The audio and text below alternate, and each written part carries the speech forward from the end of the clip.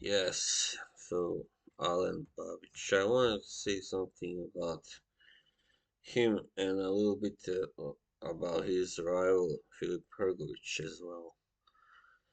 Since they both come from the same area as I had quite high hopes. I mean, I still have for Hrgovich. Babich is a little bit different. He's sorry, it's not a typical boxer. He's not because Hrgovich is like really uh, boxer with a pedigree, you might say, you know, who knows how to box, how to when to punch, when not to punch, when to defend himself, and he's a big, more than big enough for the heavyweights of today, of course, 6'6". He's a standard size, I guess. Um, I mean, you can call him a big heavyweight. Yeah, I mean, he is rather big. All right, so the thing with Babich, he was never, of course, very big for a heavyweight.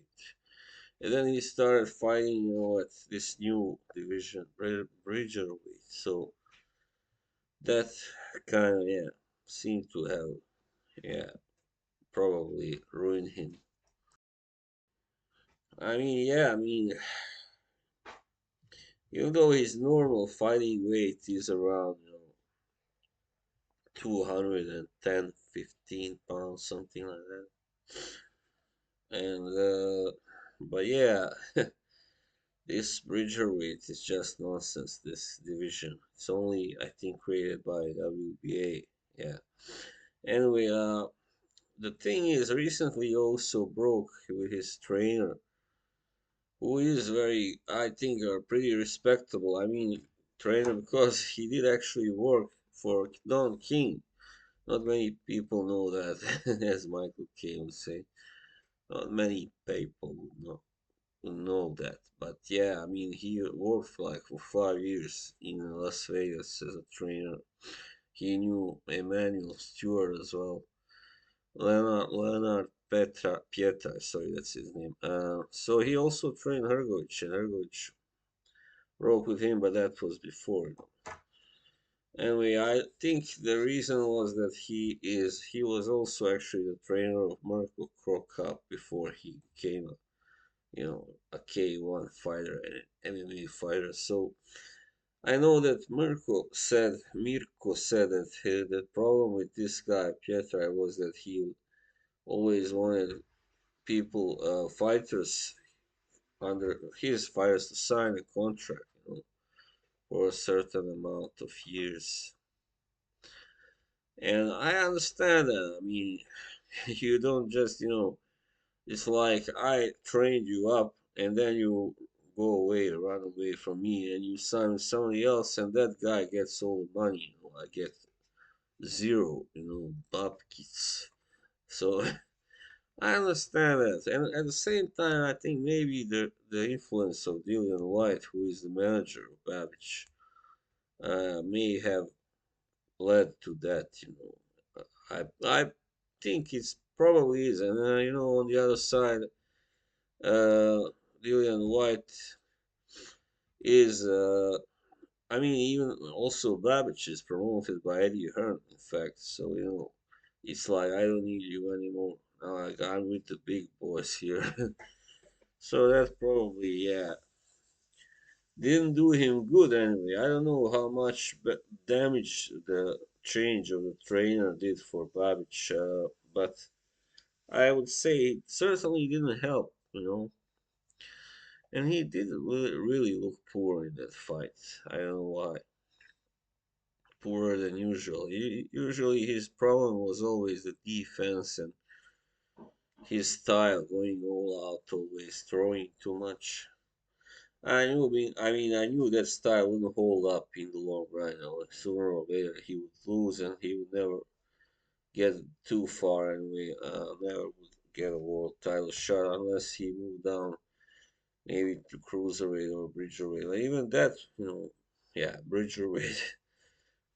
Who cares about bridgerweight really?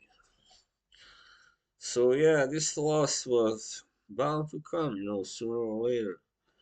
Of course, I feel bad for Alan, but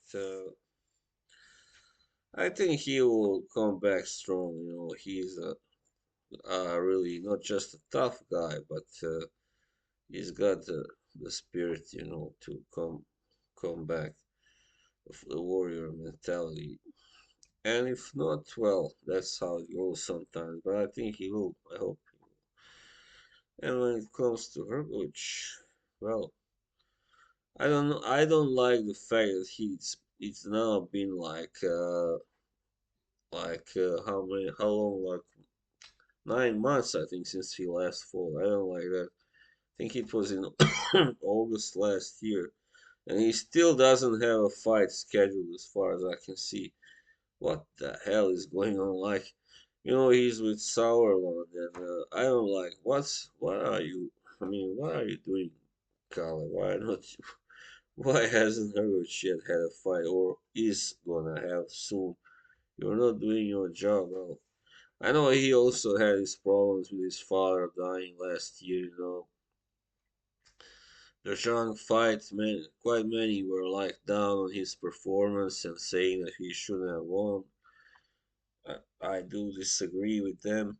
He did deserve to win, but he didn't look good winning. That's the thing.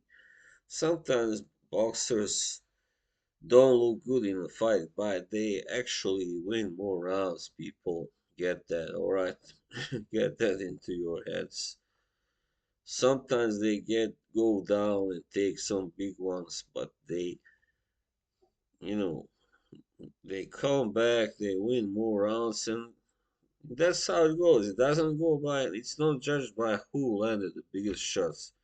He wins. No, it doesn't go like that in boxing. Sorry, maybe you would like that to happen, but or who scored the knockdown.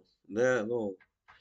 I mean, if that guy who scored the knockdown wins only 4 or 5 rounds, it's not enough, right? You gotta win like at least six, or score more knockouts. And so yeah, I mean, Hrgovich has had some tough time as well. I really would love to see him fight anybody like before it was Yoka, but now Yoka has been proven to be really overrated. And now somebody like Martin Bakoli, who is of the same height, same kind of, pretty much same size, kind of similar style, I guess. Both can punch, but also are good at, just boxing and all that. Tough guys. I mean, we saw right now. I think the Joyce fight suddenly made Hrgovic look better because, guys, I mean, because you saw what Zhang did to Joyce. I mean, Hrgovic had to take those same shots for 12 rounds, people, and he still triumphed in the end.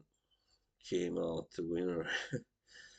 Because Zhang does slow down after a while, so that it was lucky a little for him, I guess, that fight didn't last longer than the sixth round, into the sixth round. So yeah, I mean, yeah, Hrgovic he has the potential, and he showed that also against Zhang to go far, and get to even perhaps a world title, a shot, if not the world title itself. I mean, if he was to fight somebody like Tyson Fury, of course it would be hard for him, but I can see him winning actually that fight because he is that good, you know. While Fury has seemed to kind of, slightly deteriorate lately and hasn't been fighting anybody really worthy for a while. So yeah, I mean, Hrgovic, the big man. I think he will probably should soon be back in the ring, but I hope so. You don't want to go a year until you return. It can go pretty bad, ugly. I think if he fights Usyk I mean, if he should get that fight, if Usyk still remains the champion until then, Well, that could be interesting as well, because as I said, Hrgovich is not just a crude puncher. He can actually put his punches together well and box and all that. A lot taller than Usyk, a lot heavier also. So I think his punches would have at least a little better effect on Usyk than on Zhang, because Zhang is just a monster. He took those punches quite easily until the last round. Anyway. So Hrgovic, yeah, he is definitely, I think, a better fighter than Babich, and yeah, Babich is just a guy who came where he came because of his entertainment value, his heart, and yeah, dedication to training, and that's so admirable. But in the end, if you don't possess enough skills, if you don't, I don't think he actually has that hard of a punch either. But he usually overwhelms his opponents with just bam bam bam, constant punch. So yeah, I mean, he doesn't have that much. That, as I said, won't hold up. It works against like C fighters, but once you start moving up to B class, already then it gets hard. And not to mention the A. No way. So there you have. Those are my opinions about these two Croatian heavyweights, Filip Hrgovic and Alen Babic. Yeah. I mean, I know there's no love lost between them, but I think also there's some certain kind of respect going on there as well. And if Hrgovic, of course, that would be. I was gonna say if any one of them would get into a world title shot, it would be huge for the whole, that area, the Balkans and former Yugoslavia and all that, because Mavrovic is the only one so far who has fought for a world heavyweight championship that comes from. He's also from Croatia, by the way. Yeah. So anyway, that was it. Bye.